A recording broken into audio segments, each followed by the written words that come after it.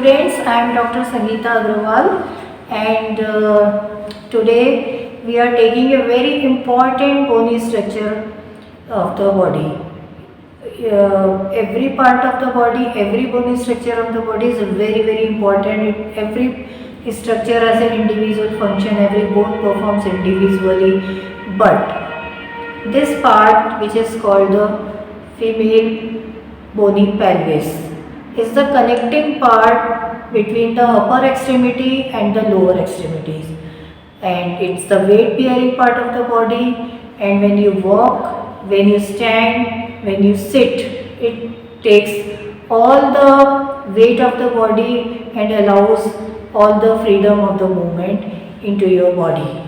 When the childbirth takes place and the baby's skull is passed through it, it allows the movement of the skull through this part by relaxing its muscles and allowing the safe passage to the baby's skull and rest of the part of the baby. So to start with, I'll take the individual pelvis in my hand. This is the left side of the pelvis, and the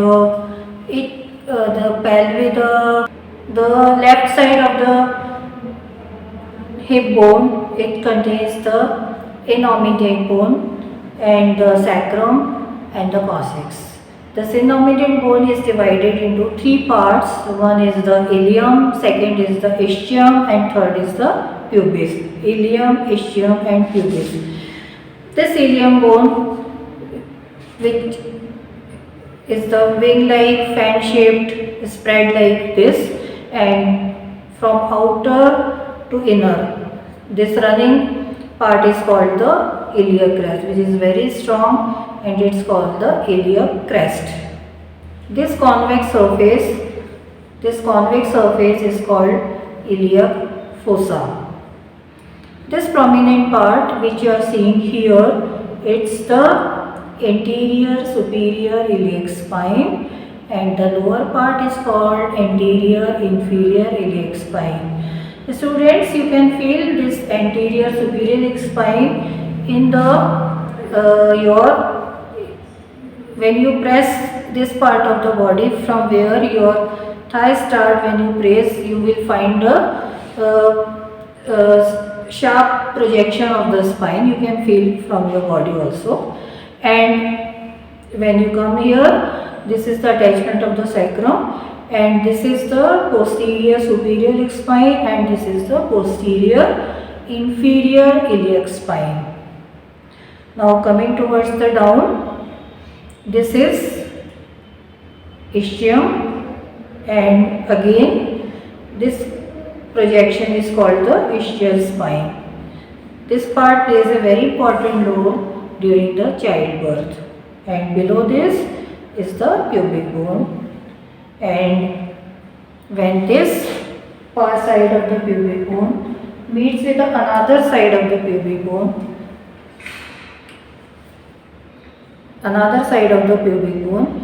they make a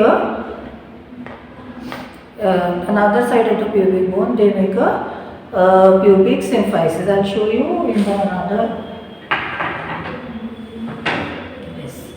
This is called pubic symphysis, and these are the pubic crest, superior pubic crest, inferior pubic crest, and this makes a pubic angle. And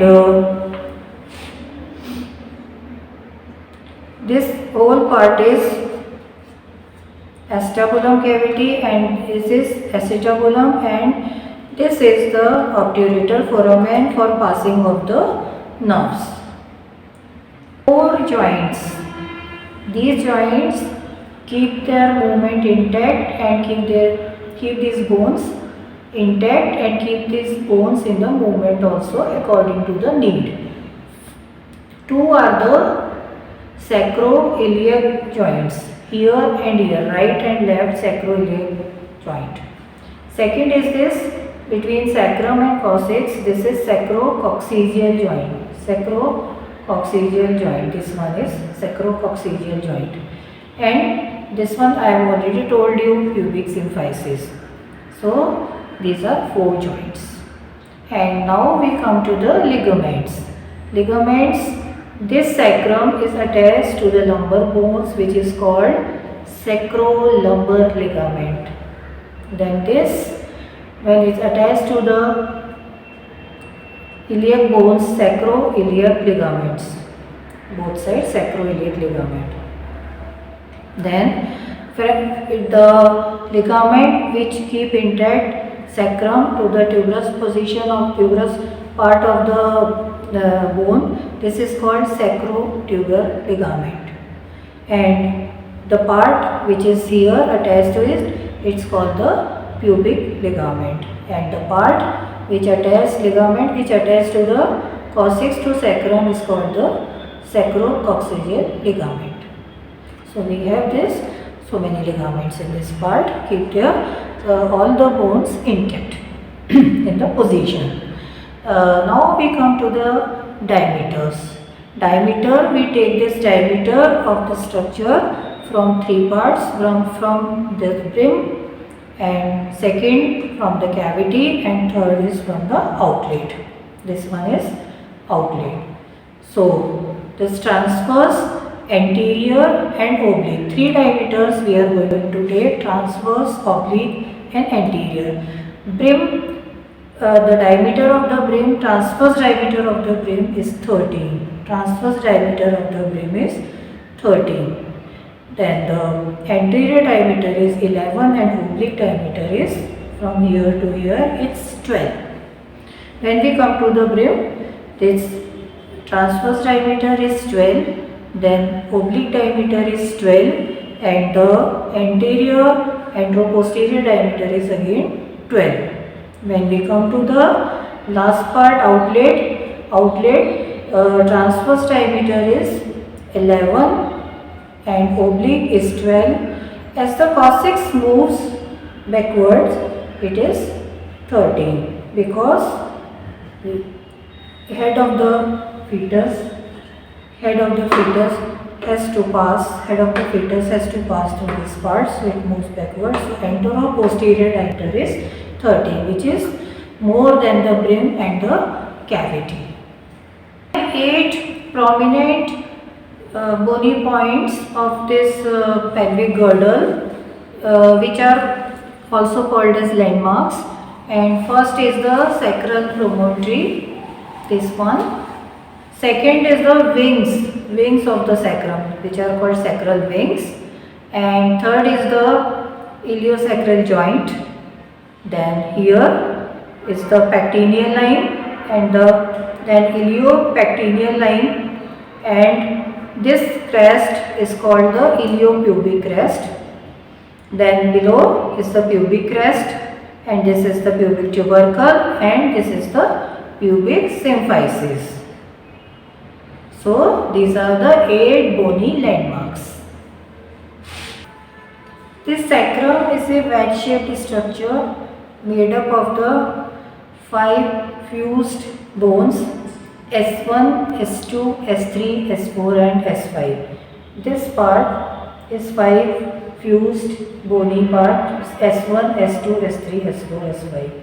And this S1 is the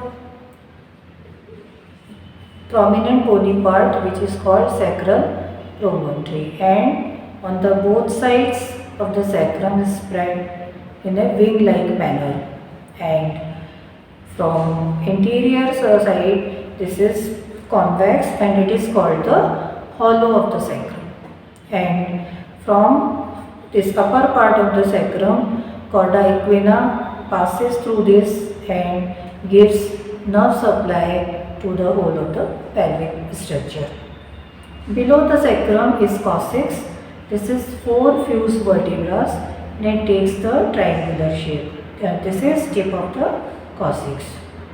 When childbirth takes place, this coccyx moves backwards and allows a wider space for the passing of the fetus during the childbirth.